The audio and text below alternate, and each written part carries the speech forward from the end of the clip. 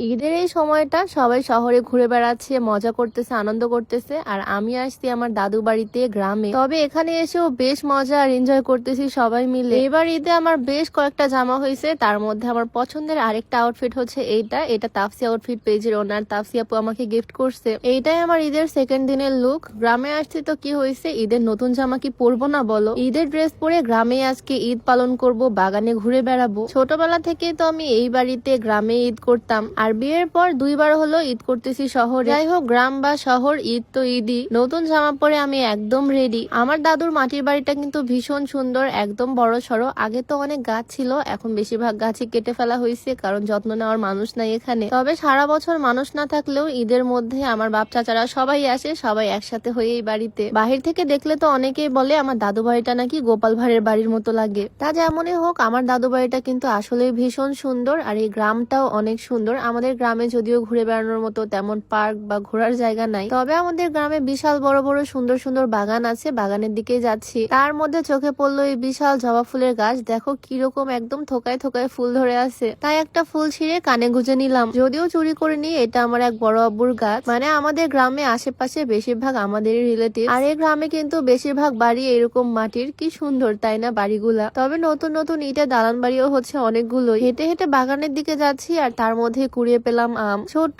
কাঁচা আম। কাঁচা আম যে আমার এত পছন্দের কি আর বলবো। সারা বছর আমি ওয়েট করে থাকি এই সিজনটার জন্য, কাঁচা আম খাওয়ার জন্য। সিজন ছাড়া যখন আমের ভিডিও চোখের সামনে পড়ে, তখন মনে হয় মুখের মধ্যে একদম বন্যা বয়ে যায় আমার। এই বছরের প্রথমবার কাঁচা আম খেলাম, আমার তো কথা বলতে বলতে মুখে পানি চলে আসতেছে। ঘুরে বেড়াচ্ছি ঠিকই, বাট আমার আম খাওয়া স্টপ হচ্ছে না। তো ঘুরতে ঘুরতে বাগানের দিকে চলে আসলাম, আর আমাদের বাগানের শুরুতেই পড়ে বিশাল এই পুকুরটা। আগে এই পুকুরে দাদির সাথে কত গোসল করছি, কিন্তু এখন পুকুরের ঘাটই নাই, পুকুরের পানিও একদম নোংরা। ঘুরে বেড়ানোর জন্য আসলাম, বাট আম কুড়াতে কুড়াতে আমার দিন শেষ। আশেপাশে শুধু চোখ যাচ্ছে আমের দিকে। ছোট্ট ছোট্ট কাঁচা আম, টক টক, কি যে মজা লাগতেছে খেতে। কুড়িয়ে কুড়িয়ে একদম হাত ভর্তি করে ফেলতেছি। আম বাগানের নিচে একদম আম পড়ে আছে। বাগানের দিকে এখন কেউ নাই, হাতে করে বেশ কয়েকটা পটকা নিয়ে আসছি, সেগুলোই ফাটাবো আর মজা করব। আচ্ছা, ভিডিওর মাঝখানে তোমাদেরকে একটু বলে রাখি, তোমরা যারা ওজন কমাতে চাও, চিকন হতে চাও, তোমরা চাইলে এই হার্বাল স্লিমিং টিটা ট্রাই করতে পারো। এটা সম্পূর্ণ প্রাকৃতিক উপাদান দিয়ে তৈরি হয়, এটাতে কোনো রকমের সাইড এফেক্টের ভয় নাই। ওজন কমানোর পাশাপাশি এটা গ্যাস্ট্রিকের সমস্যাটাকেও দূর করবে। এইটা তোমরা বিউটি বাই লিম ফেসবুক পেজ থেকে পেয়ে যাবা। পেজটা আমার ডেসক্রিপশনে মেনশন করে দেওয়া থাকবে, নাম্বারটাও স্ক্রিনে দিয়ে দেওয়া থাকবে। তো হাঁটতে হাঁটতে একটা ফাঁকা জায়গায় চলে আসলাম, পটকা ফাটানোর মতো একদম পারফেক্ট একটা প্লেস পাইছি। তবে আমার আম খাওয়াই যেন শেষ হচ্ছে না। বাগানের একদম শেষের দিকে এখানে একটা ডিপ আছে, এটাকে আমরা ডিপই বলি। ছোটবেলায় অনেক গোসল করতাম এখানে ঠান্ডা ঠান্ডা পানি দিয়ে, যদিও এখন গোসল করার মতো পরিবেশটা আর নাই। যাই হোক, হাতে করে পটকা গুলো নিয়ে আসছিলাম, মরিচ পটকা, এগুলো এখন ফাটাবো।